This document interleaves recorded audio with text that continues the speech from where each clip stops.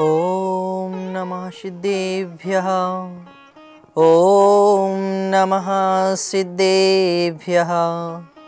ॐ नमः सिद्धेभ्यः।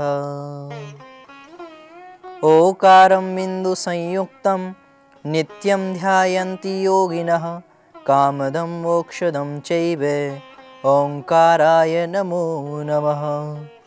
अविरल शब्द घनौघा प्रक्षालित सकल भूतल कलंका मुनिभिरूपासित तीर्था सरस्वती हरति नो दुरितम्।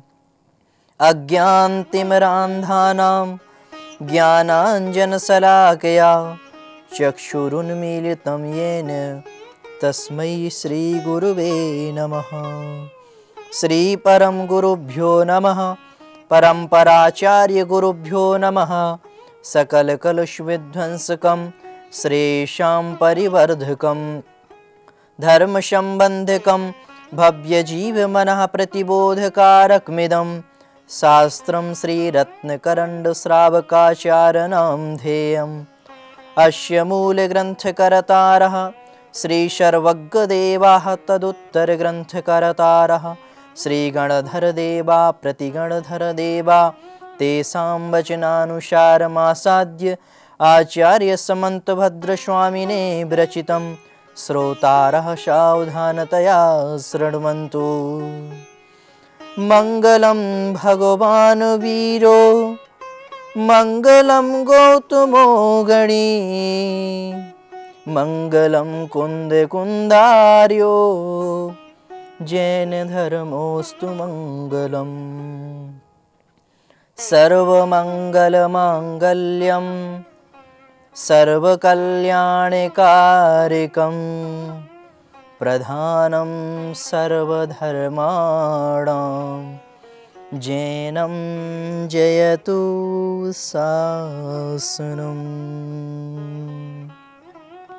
बोलिए अनंतानंत सिद्ध परमेष्ठी भगवान की जय। बोलिए पंच परमेष्ठी भगवान की जय। बोलिए द्वादशांग जिनवाणी माता की जय। बोलिए ढाई दीप में विराजमान 3 कमनों करोड़ महामुनिराजों की जय।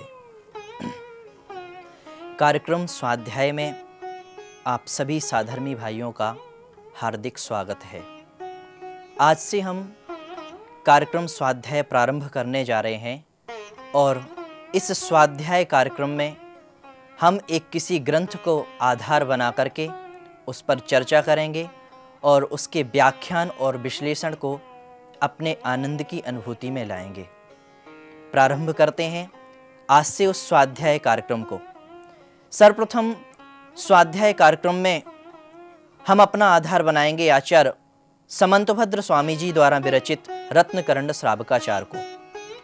आचार्य समंतभद्र स्वामी जी ने जो चरणानुयोग को आधार मानते हुए रत्नकरण्ड श्रावकाचार ग्रंथ लिखा है, उसी को हम आज से स्वाध्याय कार्यक्रम में प्रारंभ करेंगे।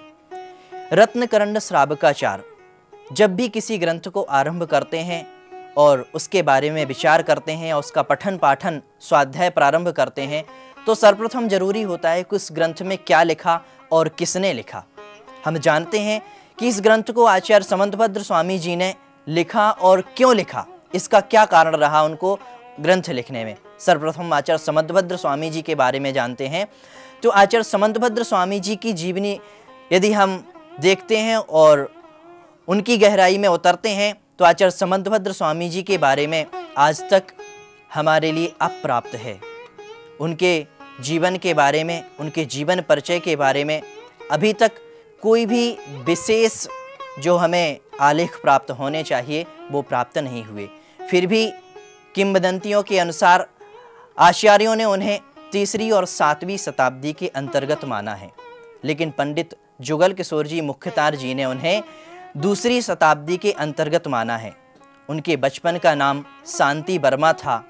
वह उरईपुर, जो वर्तमान में उरगपुर के नाम से जाना जाता है, वहाँ के निवासी थे।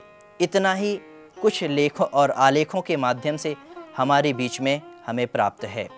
आचार्य समंतभद्र स्वामी जी ने वैसे तो अपने जीवन काल में बहुत सारे ग्रंथों का लेखन और अनुवादन किया, लेकिन उनमें से कुछ एक ग्रंथ ही हमारे सम्मुख उपस्थित हुए हैं। जैसे उन्होंने जिनागम, स्वयंभू स्तोत्र, रत्नकर्ण श्रापकाचार और गंधस्थी महाभाष्य जैसे बड़े बड़े ग्रंथों का उन्होंने लेखन किया। लेकिन वर्तमान काल में जिनागम, जिनागम, रत्नकर्ण श्रापकाचार आदि कुछ ऐसे ही ग्रंथ हमारे सम्मुख उपस्थित हैं। लेकिन हमारे कर्म का उदय कहें कि हमारे पाप कर्म का तीव्र उदय कहें कि जो गंधस्थी महाभाष्य नामक ग्रंथ हमारे बीच में नहीं है। कहा जाता है कि यदि गंधस्थी महाभाष्य ग्रंथ हमारे बीच में आज उपलब्ध होता तो तत्वार्थ सूत्र संबंधी जितनी भी शंकाएं हमें और शंकाओं का समाधान हमारे बीच में नहीं हो पाता है, वह सारी शंकाओं का समाधान गंधस्थी महाभाष्य नामक ग्रंथ से हो जाता, लेकिन वो हमारे बीच से अप्राप्त है। आचार्य समंतभद्र स्वामी जी के पूरे जीवन काल में एक घटना घटी जिसका उल्लेख मैं यहाँ पर करना चाहूँगा कि जब उन्होंने आचार्य कुंद की परंपरा में अपने आचार्य से दीक्षा ली और धर्म प्रभावना करते हुए गांव-गांव, नगर-नगर और शहर-शहर में जा रहे थे, तभी उन्हें अचानक एक भस्मक नाम का रोग घेर लेता है आकर के। जैसे ही उन्हें भस्मक व्याधि नाम का रोग आकर के घेरता है तो अपने आचार्य के पास जाकर के उस रोग के बारे में बताते हैं। तब आचार्य भगवंत कहते हैं कि जाओ, दीक्षा को छेद करके यहाँ से जाओ और उस भस्मक नामक व्याधि जो तुम्हें घेर चुकी है उसका उपाय करके आओ। जैसे ही आचार्य समंतभद्र स्वामी जी अपने आचार्य की आज्ञा को सुनते हैं तो वैसे ही उस भस्मक व्याधि नाम को रोग को दूर करने के लिए उस देश में भ्रमण करने लगते हैं।